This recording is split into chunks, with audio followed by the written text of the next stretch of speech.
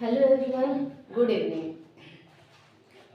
उम्मीद है कि कक्षा 10 के बच्चे अपने बोर्ड की तैयारी बहुत अच्छे से कर रहे होंगे। बोर्ड पेपर आने वाला है उनका, जिसकी तैयारी वो खूब धूमधाम से मज़े से कर रहे होंगे, है ना। और जो नहीं कर रहे हैं तो अब जाग जाओ, अब समय नहीं है। अब नहीं जागोगे तो कब जाओगे? अब से भी शुरू कर दो तो कम से कम अच्छे मार्क्स तो ला लोगे, पास तो हो जाओगे। ठीक है, तो शुरू करते हैं। तो हमने पिछले क्लास में क्या पढ़ा था? चैप्टर 8 त्रिकोणमिति का परिचय। उसमें हमने त्रिकोणमिति के सारे अनुपात पढ़े थे, फॉर्मूले पढ़े थे और कोड पढ़े थे। जिसको वो चीज नहीं आती है पहले वो वीडियो देखिए, तब इस पे आएंगे तो आपको अच्छा रहेगा। ठीक है, तो वो त्रिकोणमिति का परिचय था। ठीक, अब हम किस पे आए हैं? त्रिकोणमिति के कुछ अनुप्रयोग, मतलब हम इनका क्या प्रयोग करेंगे त्रिकोणमिति का। ठीक है, तो ये चैप्टर है आपका इस बुक में 9 चैप्टर है। ठीक, तो आप लोग 9 चैप्टर, और एक और बात, ये चैप्टर बहुत इंपॉर्टेंट है। ठीक है, आप लोग इस चैप्टर की प्रिपरेशन जरूर करके चले, क्योंकि इस चैप्टर से आपका क्वेश्चन अच्छा खासा आने वाला है, समझ लीजिए। देखिए, सबसे पहले तो आपका 2 नंबर का एक क्वेश्चन आएगा। ठीक है, और अगर ये 2 नंबर का क्वेश्चन आया तो इसके साथ एक क्वेश्चन और आएगा जो होगा 6 नंबर का। ठीक है, देख लो 8 नंबर लेके चला जा रहा है। और अगर ये 2 नंबर क्वेश्चन नहीं आया तो एक क्वेश्चन आ जाएगा 4 नंबर का। मस्ट है आपका 2 से 3 क्वेश्चन इस चैप्टर से आना ही आना है। ठीक है, तो आप इसकी पूरे अच्छे से प्रिपरेशन करेंगे इस चैप्टर की। मोस्ट इंपॉर्टेंट चैप्टर समझ के चलिए इसको। तो पहले तो आप इसके बारे में जान लीजिए। इस वीडियो में हम सिर्फ बताएंगे क्या है, परिचय देंगे और सारी चीजें वन शॉट में खत्म कर देंगे। ठीक है, जो बच्चा चालाक होगा वो ये देख के भी लगा सकता है, लेकिन जो बच्चे थोड़े वीक लगेंगे, क्वेश्चन नहीं सॉल्व कर पाएंगे, मतलब आप लोग नेक्स्ट वीडियो भी देख सकते हैं। नेक्स्ट वीडियो में हम इसका A to Z सारा क्वेश्चन सॉल्व करवाएंगे। और अगर आप ये वीडियो देख भी लेते हो तो थोड़ी बहुत आपको आइडिया, थोड़ा क्या ज्यादा पूरा आइडिया मिल जाएगा, और फिर आप क्वेश्चन भी सॉल्व कर सकते हैं। ठीक है, तो शुरू करते हैं। सबसे पहले त्रिकोणमिति के कुछ अनुप्रयोग में जान लीजिए आप। त्रिकोणमिति कुछ अनुप्रयोग हम करते कैसे हैं, ये चीज क्या है, पहले तो ये जानेंगे। ठीक है, आपको ये पता चल जाए कि ये ज्यादा नंबर गेन करता है, ज्यादा नंबर का क्वेश्चन चैप्टर है। ठीक, अभी हमने पिछले वीडियो में क्या पढ़ा था? त्रिकोणमिति का परिचय। उसमें हम सारे फॉर्मूले जानते हैं, तो हम उन फॉर्मूलों का यूज करके ये चैप्टर को सॉल्व करेंगे। ये चैप्टर हमें दिया होगा, हमें पढ़ के पता लगाना होगा क्या दिया है और फिर हम उसको निकालेंगे। तो सबसे पहले आप मान लीजिए यहाँ पे आपका कोई एक लड़का खड़ा है, ऐसे ही होता है ना लिखा। यहाँ पे आपकी कोई बड़ी सी बिल्डिंग खड़ी है।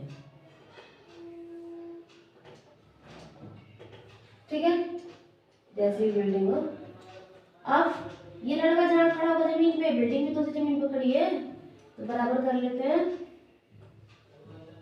ऐसा तो है नहीं कि जमीन पकड़ा तो बिल्डिंग हवा में उड़ी है, दोनों सेम जमीन पे खड़े हैं। ठीक है, अब देखिए यहाँ पे मान लीजिए आपकी बैठी है एक चिड़िया।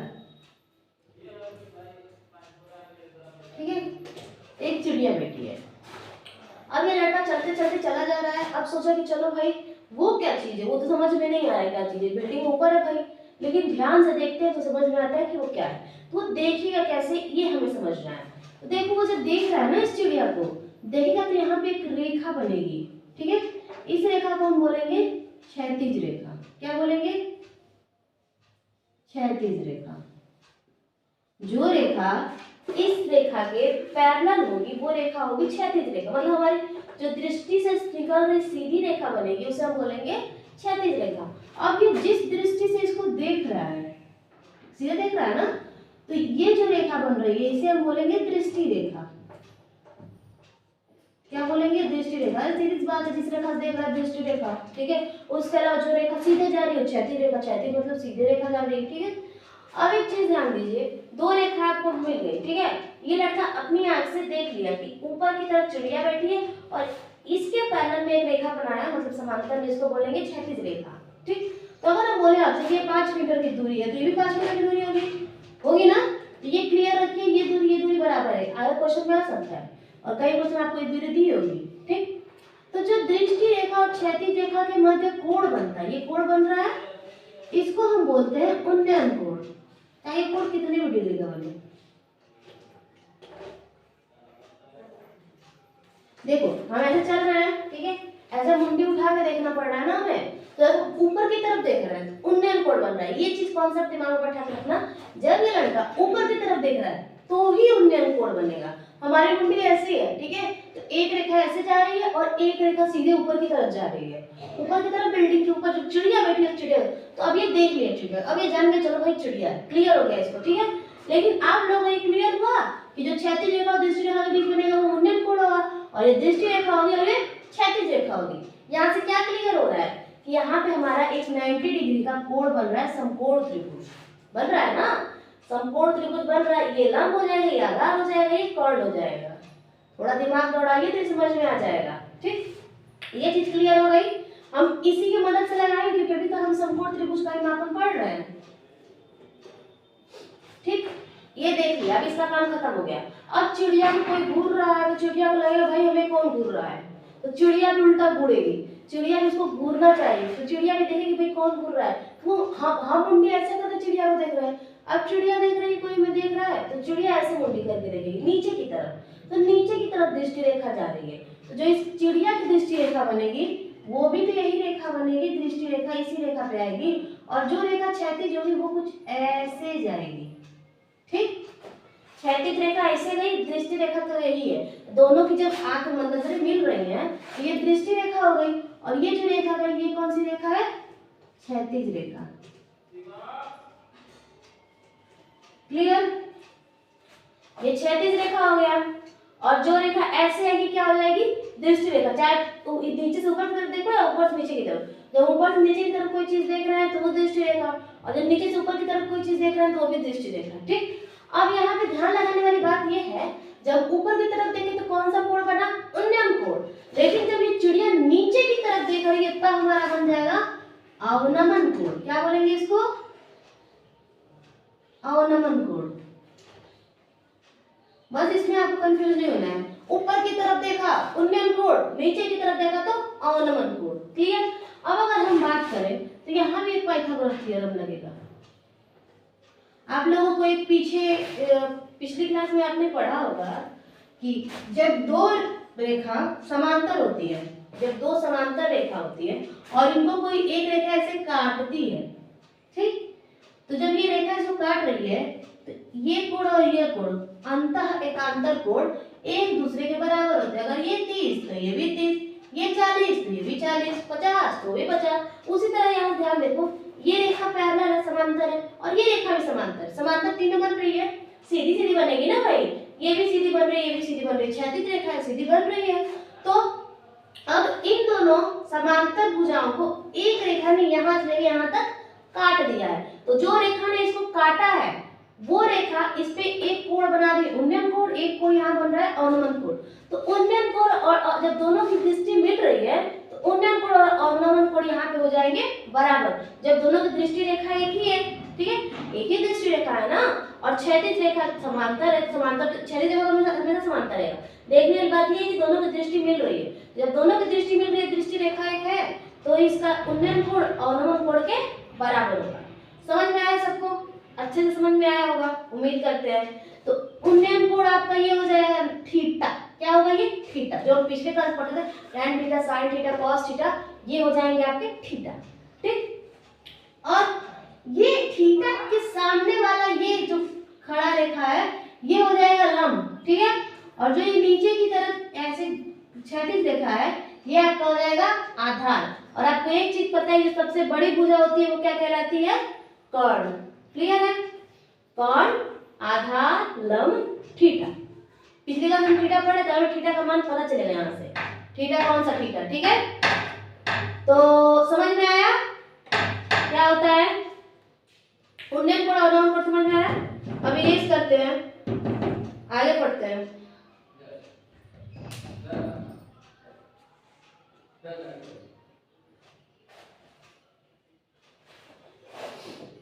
इतना लिख लीजिए।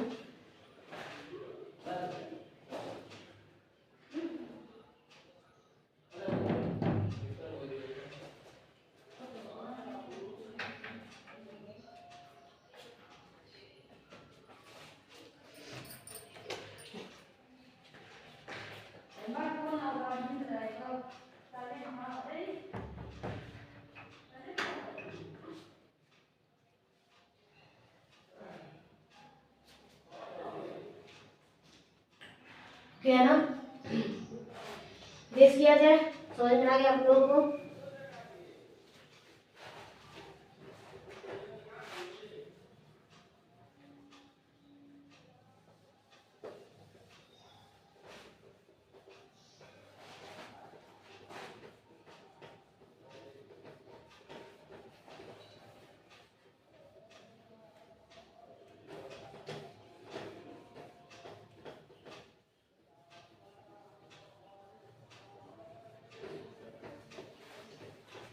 एक चीज ध्यान दीजिए, हम थीटा में साथ कितने अनुपात होते थे हमारे त्रिकोणमितीय?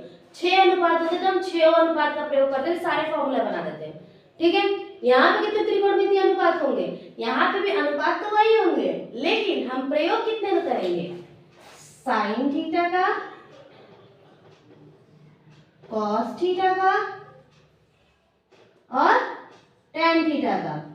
इसके अलावा हमें किसी भी थीटा का किसी भी अनुपात का प्रयोग करने की जरूरत इस चैप्टर में नहीं पड़ेगी। हमें सिर्फ इस तीनों को लेके चलना रहेगा, क्योंकि देखो हमें लंब, कर्ण, आधार 3 चीजें चाहिए होंगी और तीनों से मिल जाएगा। जैसे लाल बटा कक्का आपको पता है, लाल बटे कक्का याद है? ये साइन का होता है, ये कॉस का होता है, ये टेन का होता है और बाकी नीचे वाले होते हैं। हम सिर्फ इनका काम है। तो साइन थीटा क्या होता है? लंब बटे कर्ण, तो लंब बटे में कर्ण। कॉस थीटा क्या होता है? आधार बटे कर्ण।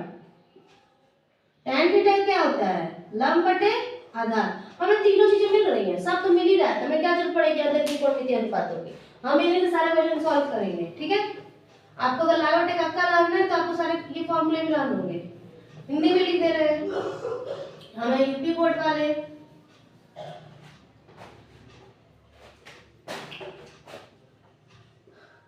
लंब बटे कर्ण, आधार बटे कर्ण, लंब बटे आधार। ठीक है, इन्हीं तीनों का प्रयोग करके हम सारा क्वेश्चन सॉल्व कर देंगे। इतना पहले आप लोग लिख लीजिए, इन्हीं से हम हेल्प लेंगे। आप लोग को उन्नयन कोड समझ में आ गया, अनुमान कोड समझ में आ गया, सब समझ में आ गया। आप लोग अब ज्ञानी बन गए हैं, आप लोग अब क्वेश्चन सॉल्व करेंगे। ठीक है, इसका कॉन्सेप्ट यहीं पे खत्म होता है। ये चैप्टर कुछ बड़ा नहीं है, बस इसके कुछ क्वेश्चन है जो आपको सॉल्व करने हैं। आपको कॉन्सेप्ट पता चल गया तो हम उसी पे लगाते हैं।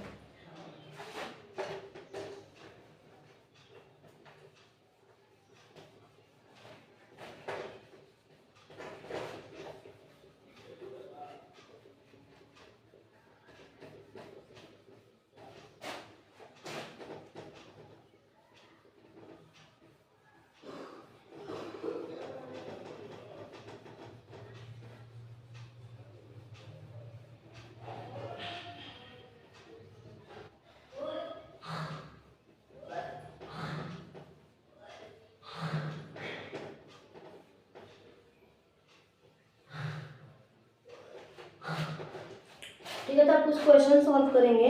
जैसे कि आपका पहला क्वेश्चन है 9.1 का। 9.1 का पहला क्वेश्चन क्या बोल रहा है? सर्कस का एक कलाकार एक 20 मीटर लंबी डोर पर चढ़ रहा है। 20 मीटर लंबी डोर पर चढ़ रहा है।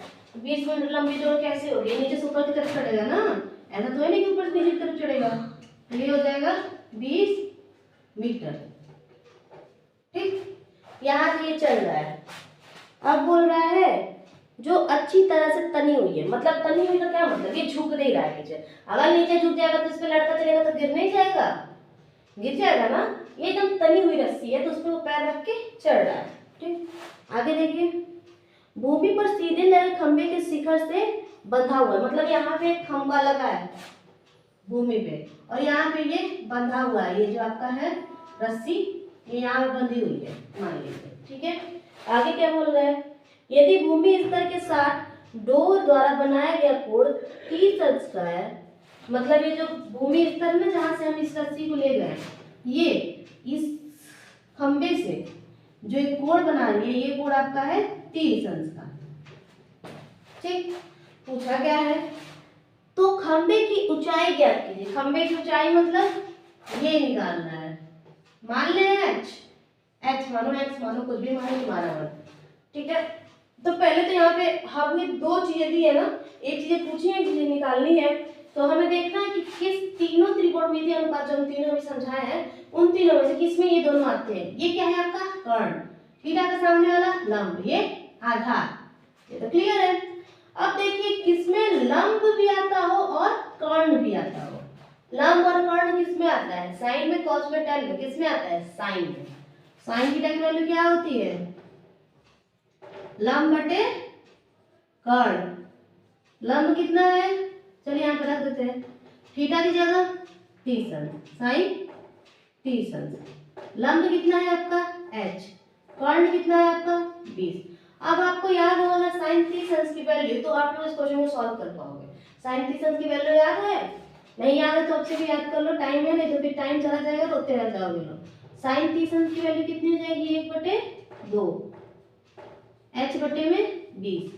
अब h की वैल्यू चाहिए ना, तो h के अलावा जो भी उसको हम भगा देंगे वहां से, क्या है यहाँ पे 20। तो हमने बताया था कि जो 20 है अगर ये भाग में, तो इधर आएगी किसको बदलेगी, गुणा में, क्योंकि समीकरण में जो इधर जो भी वो काम कर रहा हो उधर जाकर उल्टा करेगा, जोड़ है तो इधर घटाना, इधर घटाना, इधर जोड़, गुणा है तो उधर भाग, इधर भाग है तो उधर गुणा। तो ये इधर भाग है, इधर आएगा तो गुणे में बदल जाएगा, तो 1/2 गुणे 20 बराबर h, गुणा में काट सकते हैं, तो ये कितना हो गया 10, तो h की वैल्यू कितनी आ गई 10 मीटर। ठीक, इसको लिखिए, जल्दी लिखिए।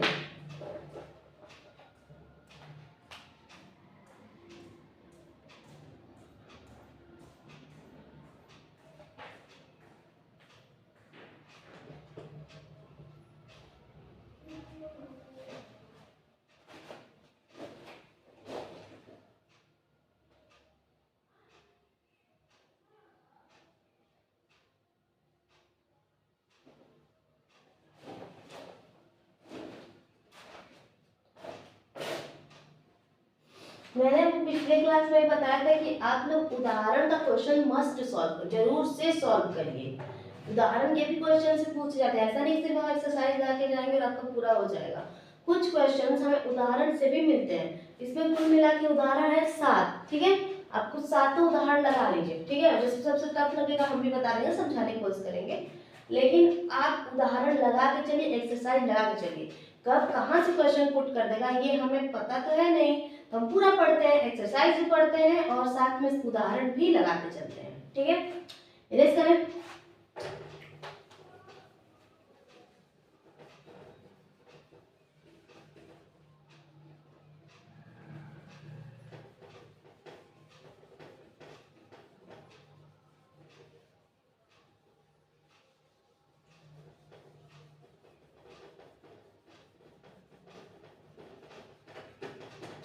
ये क्वेश्चन तो इजी था, अगर ये आएगा तो आप लगा लोगे, लेकिन जब टफ क्वेश्चन आएगा तब कैसे लगाएंगे।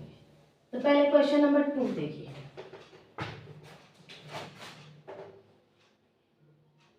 दूसरा क्वेश्चन क्या बोल रहा है आंधी आने से एक पेड़ टूट जाता है और टूटा हुआ भाग इस तरह से मुड़ जाता है कि पेड़ शिखर जमीन को छूने लगता है और इसके साथ 30 अंश का कोण बनाता है। मान लीजिए आपका पेड़ कुछ ऐसा रहा होगा, ठीक है। तो ये यहाँ से मान लीजिए आपका टूट गया, आंधी आई, बहुत तेज आंधी आई, तो पेड़ ने अपनी सांस तोड़ी और यहाँ से हो गए टूट गए। जब टूट रहा है ना तो ये जमीन पे आके गिर जा रहा है। थोड़ा सा बड़ा बना है तो अच्छा लगेगा ना, समझ में आएगा अच्छे से। ये ऐसे जमीन पे गिर जाता है, ठीक है। तो जब ये पेड़ इतना दूर का ये ऐसे गिर के आ रहा है तो यही ऊपर का हिस्सा ही गिरेगा, ये जो ऊपर का हिस्सा है यही तो गिरेगा जमीन पे। क्या गिरेगा, अगर पेड़ यहाँ से टूट रहा है तो ये पूरा जो हिस्सा है ये पूरा जमीन पे गिर जाएगा, ठीक। तो ये जमीन पे गिर रहा है, तो अभी जब जमीन पे छुआ रहा है ना तो ये जमीन से 30 अंश का कोण बना ले रहा है फट्टे से। ये ऐसे झुक गया, यहाँ से आपका पेड़ कटा और ये झुक गया। पता है कि हमने इतना छोटा बनाया, ये इतना बड़ा बनाया, आप लोग उसे आप कर लीजिए, समझने वाले समझ जाएंगे। हम लोग तो ड्राइंग क्लास थोड़ी कर रहे हैं, मैथ पढ़ रहे हैं। तो ये इतना दूर ही झुका है ना, देखिए क्या बोल रहा है, पेड़ के पाद बिंदु की दूरी जहां पेड़ का शिखर जमीन को छूता है 8 मीटर है।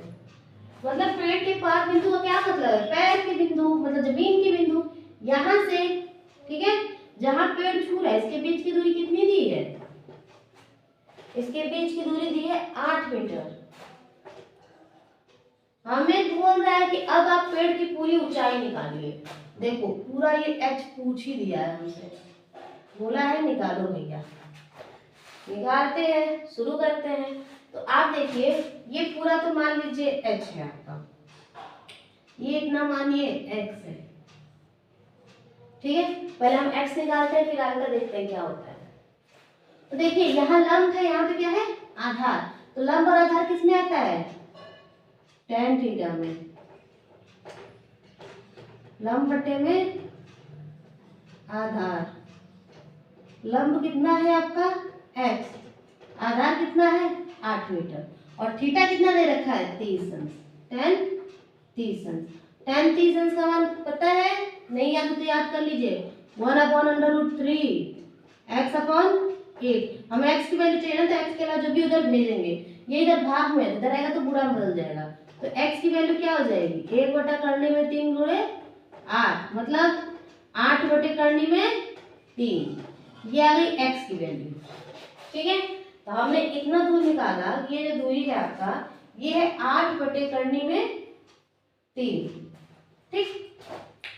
मान लीजिए हमने कोई ये डस्टर है, ठीक है, तो ये इतना पूरा मान ले रहे हैं हमारा 10 मीटर है, इसका यहाँ से 5 मीटर है, इतना दूर 5 मीटर है और ये पूरा 10 मीटर है। और अगर हम आपसे पूछे कि अगर इतना दूर 5 मीटर है तो इतना दूर बताइए, तो पूरे में से आप इतने को घटाएंगे, मतलब 10 में से 5 को घटाएंगे, कितना बचेगा 5। वही चीज यहाँ पे देखो, ये पूरा दे रखा है h है, पूरा h है, हमने जाना ना ये पूरा h है, और ये इतना दूर 8/3 है। तो अगर आप सिर्फ इतने दूर की हम बात करें तो इस पूरे में से इतने को घटाएंगे ना, तभी ना पता चलेगा वो कितना है। तो ये कितना हो जाएगा आपका, पूरे में से पूरा आपका h है, इसमें से हमको नीचे वाला घटाना है 8/3, ये इतने दूर की वैल्यू है। अभी हमने आपको इससे पहले कुछ ये पॉइंट मान लिया, मान के चला दीजिए a b या आप मान लीजिए c आपका, ठीक है। तो पॉइंट मान के चला करिए। अब यही वाला पेड़ इधर गिरेगा ना, अब यही बताया कि यही पेड़ गिर के इधर गिर जा रहा है, तो जो इस पेड़ की हाइट होगी वो भी वही इस पेड़ की हाइट होगी ना।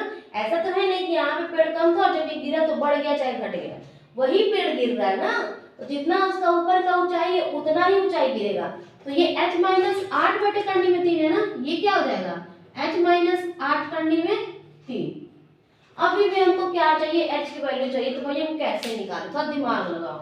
ऐसा कुछ 3-5 करते हैं कि ये h/3 आ जाए, मतलब इसके साथ की कोई एक वैल्यू लेके अगर सॉल्व करेंगे तो h की वैल्यू निकल जाएगी। थोड़ा सा दिमाग लगा लो, ये क्या है लंब, ये क्या है कर्ण।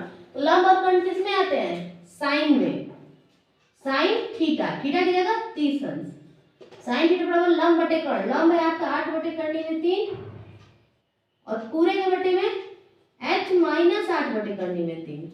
अब इसको हमें हल करना है, तो h/3 ये तो ठीक है, पूरे के बटे में कैल्शियम लोगे तो करनी में 3, 1 से करनी में 3 बार में जाएगा, h से गुणा कर देंगे तो h/3 - 8।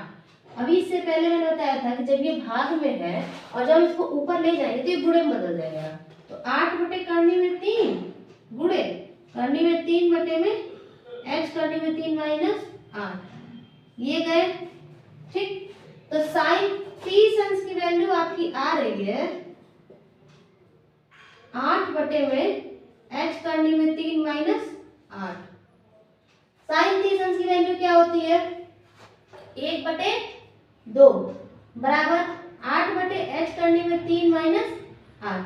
अब h को इधर लाइए, h क्योंकि हमें h चाहिए, जब नीचे h रहेगा तो मान थोड़ी निकला, ऊपर लेना है ना। ऐसा तो है नहीं कि यहाँ से कूद के चला जाएगा, ये इस साइड आएगा तब होगा, तो इस साइड आएगा ये, तो इधर एक में इसका गुणा हो जाएगा, तो h/3 - 8, 2 इधर भाग 2 को उधर भेज दो तो गुणा हो जाएगा, तो 8 गुणे 2 यानी 16।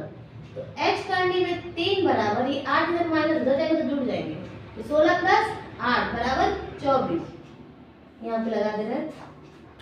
तो h करने में 3 बराबर दिया है आपका 24, तो h बराबर क्या हो जाएगा 24 बटे करनी में 3, और करनी में 3 घटाने का क्या तरीका है, 24 को हम क्या लिख सकते हैं 3 गुणे 8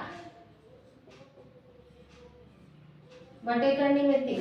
अब करनी में 3 से 3 कितनी बार मिल जाएगा, 3 को हम लिख सकते हैं ना करनी में 3 गुणे करनी में 3, क्योंकि करनी में 3 से करनी में 3 से गुणा करेंगे तो करनी हट जाता है 3 हो जाता है। तो इसीलिए हम 3 को लिख देंगे करनी में 3 गुणे करनी में 3, और जो बाकी है वो तो लिखाएगा ही। करनी में 3 से करनी में 3 गया, एच की वैल्यू क्या आ गई 8 करनी में 3 आंसर। ठीक है, हाँ लिख लीजिए जल्दी से।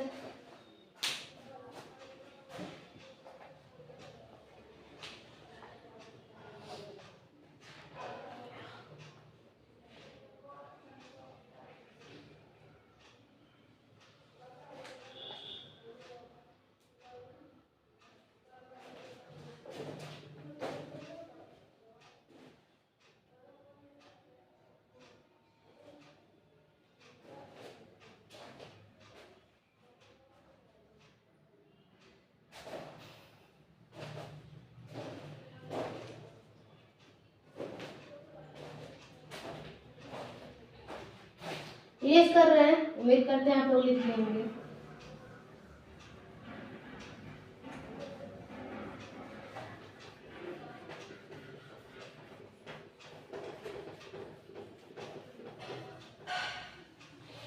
अगर आप लोग जल्दी नहीं लिख पाए तो आप लोग स्क्रीनशॉट ले लीजिए।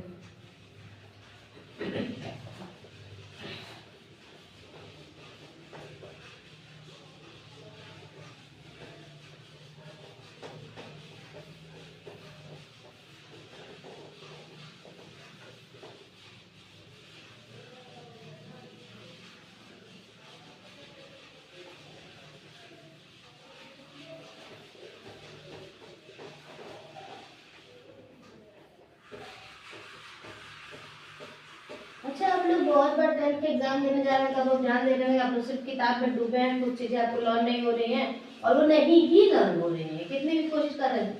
तो उसका कारण ये भी हो सकता है कि आप लोग दिन भर किताब में ही डूबे रहे हो। पढ़िए, पढ़ने के लिए कोई मनाही नहीं है, लेकिन पढ़ना भी तभी काम आएगा जब आप स्मार्ट वर्क करोगे। मतलब अच्छे से सिर्फ हार्ड वर्क करने से काम नहीं चलेगा।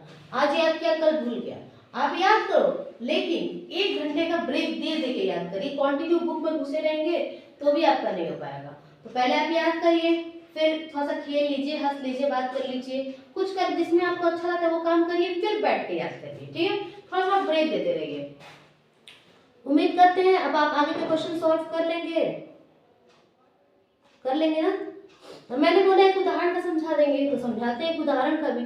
सारा उन्नयन कोड का ही बन गया, उन्नयन कोड कुछ मिला ही नहीं, तो 2 ठे लगाए हम क्वेश्चन। और अगर आपको बाकी के क्वेश्चन पढ़ने हैं, 16 क्वेश्चन है इसमें, हमने 2 बता दिया है, कितना बचा 14। अगर आपको 14 क्वेश्चन भी लगाने हैं तो आप इसके बाद वाली वीडियो भी देख सकते हैं। इसमें तो सिर्फ आपको कॉन्सेप्ट समझाया गया 1 शॉट में, जितना किया था किया गया है। लेकिन अगर आपको सारे क्वेश्चन सॉल्व करने, जिसके बाद वाली वीडियो जरूर देखेंगे, उसमें आपको सारे क्वेश्चन मिल जाएंगे।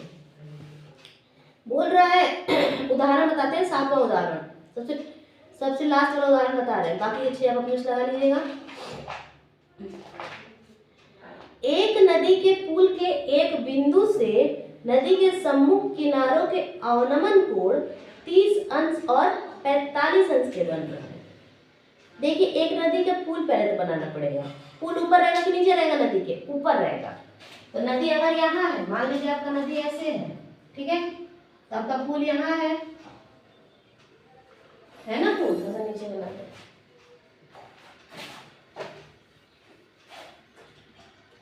अगर आपका नदी ऐसे है तो आपका पुल ऐसे है। ठीक, अब क्या बोल रहा है, सम्मुख किनारों के अवनमन कोण क्रमशः 30 अंश और 45 अंश है।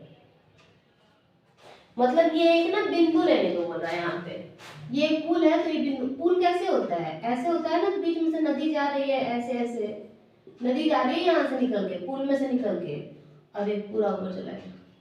और पुल आपका कुछ ऐसे होता है डिजाइन, तो उतना अच्छा नहीं समझ लीजिए। यहाँ पे कोई बिंदु है, मान लीजिए पी है, तो अब ये बोल रहा है कि जो ये नदी यहाँ पे किनारे है, यहाँ किनारे, मतलब ये इसकी चौड़ाई है, जैसे ऐसे बह ऐसे नदी गई और ऊपर की तरफ पुल है, ठीक है, तो ये इसकी चौड़ाई हो गई ना किनारा। तो ये बोल रहा है कि ये इन किनारों से अवनमन कोण बना रही है, इधर भी और इधर भी। एक 30 अंश का बना दे रही है और एक 45 अंश का। 30 अंश का बना रही है, ये आपका बना रही है 45 अंश का। अब आप क्या बोल रहा है देखते हैं। बोल रहा है यदि पुल किनारों से 3 मीटर की दूरी पर हो, मतलब नदी से 3 मीटर की दूरी है, ये दूरी दिया है आपको, 3 मीटर की दूरी पर है आपका पुल, सीधे ऊंचाई 3 मीटर की है। अब क्या बोल रहा है, नदी की चौड़ाई कहते हैं, नदी की चौड़ाई क्या है, ये मान लीजिए आपका ये ए है, ये बी है, इतनी चौड़ी नदी है ना, ये आपको ज्ञात करनी है, ये वाला पूछा है, ठीक। तो पहले तो आप लोग, हमने पिछली क्लास पे अभी इसी वीडियो में पहले क्या बताए थे कि जब दो रेखाएं समांतर हो तो इनको ये काट रही है ना लाइन, तो अगर ये 30 अंश का कोण है तो ये कोण भी कितने अंश का हो जाएगा, 30 अंश का। ये 45 अंश का कोण है तो ये कोण भी कितने अंश का हो जाएगा, 45 अंश का। अब हम सॉल्व करते हैं, एक एक करके सॉल्व करेंगे। तो यहाँ मान लीजिए आपका सी है, पहले त्रिभुज ए सी पी में, ए सी पी में देख रहे हैं, ये उदाहरण का 7वां क्वेश्चन है। तो ए सी पी में हमें क्या चाहिए, ये चाहिए और ये लेना है, और कोण तो दिया है, तो लंब बटे आधार किसमें आता है, tan थीटा में। तो tan थीटा बराबर लंब बटे में कर्ण, tan थीटा क्या है, थीटा क्या है 30 अंश, tan 30 अंश बराबर लंब कितना है 3 मीटर बटे में, सॉरी लंब बटे आधार होता है ना, कर्ण लिख दिए, आधार, आधार क्या है आपका नहीं पता, इसको AC रहने दीजिए, ठीक है। tan 30 अंश की वैल्यू 1 बटे कर्ण में 3 बराबर 3 बटे में AC। अब AC को इधर भेजिए क्योंकि AC नीचे हमें ऊपर ले जाना है, तो AC और कर्णी में 3 इधर नीचे, इसको इधर भेज दीजिए तो गुणा हो जाएगा, 3 कर्णी में 3, ये वैल्यू आपकी आ गई 3 कर्णी में 3, ठीक है। ये निकल गया, वो निकालना है दूसरे त्रिभुज में। चलिए त्रिभुज BCP में, इस त्रिभुज में कौन सा कोण बन रहा है 45 अंश, और क्या चाहिए लंब बटे आधार, तो tan 45 अंश बराबर लंब कितना है आपका 3 मीटर, आधार कितना है पता करना है, BC है, 45 का मान क्या होता है 1, BC की वैल्यू पूछे, BC इधर भाग इधर आएगा तो गुणा, तो BC बराबर 3, ये आपका मिल गया 3, ठीक है। ये 3 करने में 3 और इतना दूर मिला 3। अब मैं पूरे की दूरी पूछिए, पूरे की दूरी मतलब ये पूरा किनारा कितने का है, तो अगर ये मान लीजिए आपके पास 2 डंडे हैं, ठीक है, एक 5 मीटर का है, एक 4 मीटर का है, तो अब उसको जोड़ दिए हैं, तो जब उसको जोड़े तो दोनों का कितना वो हो जाएगा, लंबाई कितनी हो जाएगी, दोनों की लंबाई को जोड़ देंगे, 4 + 5 यानी 9। बिल्कुल वैसे ही ये 3 करने में 3, ये 3, हमें पूरा पता करना है तो इन दोनों को जोड़ देंगे, ठीक है। तो AB बराबर AC + BC, AC कितना आया आपका 3 करने में 3, BC कितना आया है 3, दोनों में कुछ कॉमन हो रहा है 3, यहाँ पे क्या बचेगा 3 जाएगा तो करने में 3, यहाँ से 3 गया तो कुछ नहीं पता मतलब 1। तो AB की वैल्यू यानी नदी की चौड़ाई कितनी आ गई 3 ब्रैकेट में 3 करनी में 3 + 1, समझ में आया। ये नदी की चौड़ाई लिख रहे हैं, लिख दे रहा है,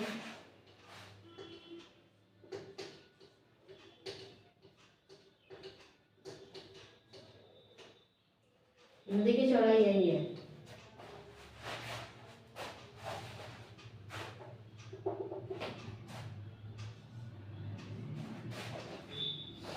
हो गया ना, अब तो कुछ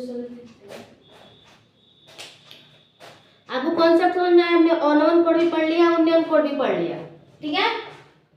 अवनमन कोण भी खत्म, ऑन बोर्ड भी खत्म, कॉन्सेप्ट आपको समझ में आया। अगर जितने में आपको कॉन्सेप्ट समझ में आया तो आप आगे क्वेश्चन ट्राई करिए। अगर पहले कोशिश करिए, लगता है तो बहुत बढ़िया, आप लोग ठीक है, और अगर नहीं लग रहा है तो भी कोई बुरी बात नहीं है। टफ क्वेश्चन है, सरल थोड़ी लगेंगे, तो थोड़ा सा मेहनत तो करना पड़ेगा ना। तो अगर आपको वो 14 क्वेश्चन भी जानने हैं तो अगली वीडियो देखिएगा, उसमें हम सारा क्वेश्चन A to Z सारा क्वेश्चन कराएंगे। इसमें तो सिर्फ हमें कंसेप्ट पढ़ाना था, वन शॉट में मैंने बता दिया क्या होता है कैसे होता है। अब आप लोग आगे ट्राई करिए, और इसके बाद एक और वीडियो बनेगी जिसमें हम पूरा क्वेश्चन इसका सॉल्व कराएंगे। वो थोड़ी लंबी वीडियो हो जाएगी शायद, देखते हैं, तो उसमें सॉल्व करवाएंगे, ठीक है। तब तक के लिए आपको तैयारी करिए। चलिए मिलते हैं अगले वीडियो में।